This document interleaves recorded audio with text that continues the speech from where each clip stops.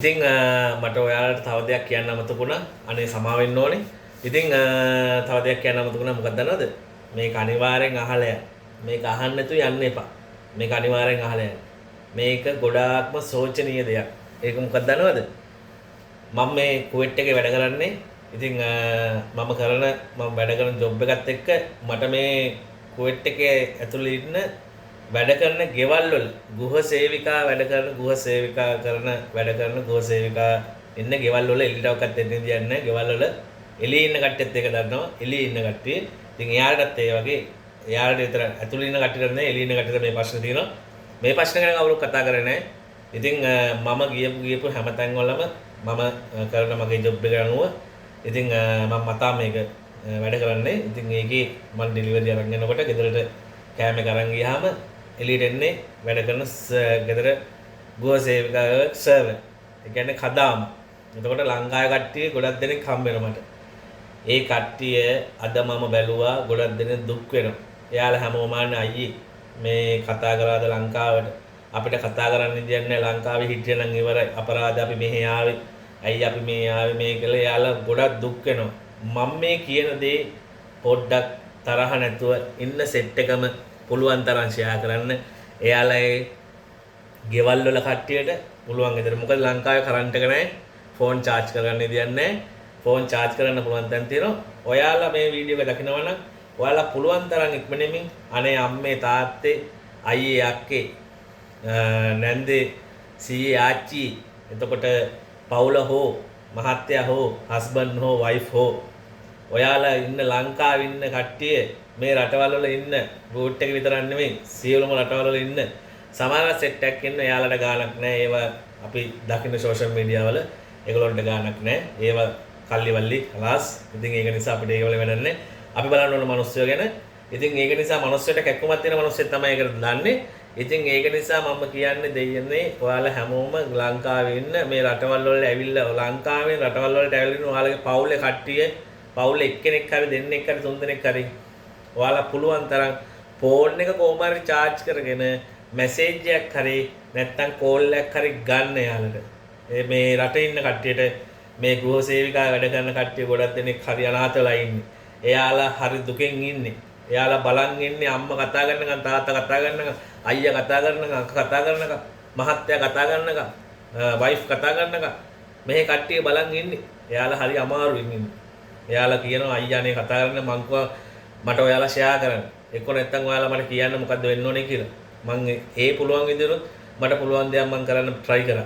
ඉතින් මට මෙහි කට්ටියත් එක්ක ගෙවල් ඇතුලේ ඉන්න කට්ටිය මොකද කතා කරන්න බෑ කැමරා හයිකලා තියෙන හින්දා ඒක ලොකු ප්‍රශ්නයක්. ඒක නිසා මට පුළුවන් විදිහට මම මේක ෂෙයා මේ මං කියන්නම් මට සෝෂල් මීඩියා එකට කියන්නම්. මේක දකින හැමෝම පුළුවන් තරම් ප්ලීස් ෂෙයා කරන්න. ගොඩක් දෙනෙක් මෙහි බය වෙලා ඉන්නේ අඬනවා වැඩ කරගන්න අමාරු අයියේ කෑවේ නැහැ කන්න විදියක් නැහැ. අපි කොහොමද කන්නේ ගෙදර මිනිස්සු අනාතලා එයාලා දැන් දවස් දෙකකින් තුනකින් කතා කරේ නැහැ. අනේ ප්ලීස් මේක දකින හැමෝම පුළුවන් තරම් ෆෝන් එක charge කරලා රට ඉන්නේ ඔයාලගේ එක්කෙනෙක් හරි දෙන්නෙක් හරි තුන් දෙනෙක් ප්ලීස් මැසේජ් එකක් හරි දාන්න පුළුවන් නම් ඒ කියන්නේ 100ට 10ක් හරි කමන්නේ ෆෝන් එක charge කරගෙන දාන්න මේ මැසේජ් එකක් මෙහි ඉන්න කට්ටියට එයාලා බලන් ඉන්නේ එයාලා ළමයින්ට කතා කරන්න දෙන්නේ අම්මා කතා කරන්නේ කොවිලද කියලා බල බල ඉන්නවා. අම්මට පෑන් පෑන කතා කරන මිනිස්සුන්ට දැන් අද දවසම කතා කරන්න දෙන්නේ. මාර විදිහට ෂොක් වෙලා තියෙන්නේ.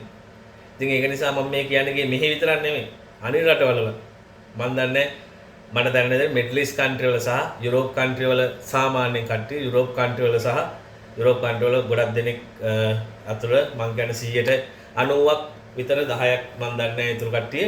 ඉතින් ඒක නිසා මේක දකිනවා නම් අනිවාර්යෙන් පුළුවන් තරම් ඉක්මනින් ඔයාලගේ මේ රටවල ඉන්න කට්ටියට මැසේජ් එකක් හරි කමෙන්ට් එකක් හරි එක කෝල් එකක් හරි ගන්න අනිවාර්යෙන් ඒක අමතක කරන්න එපා ප්ලීස්.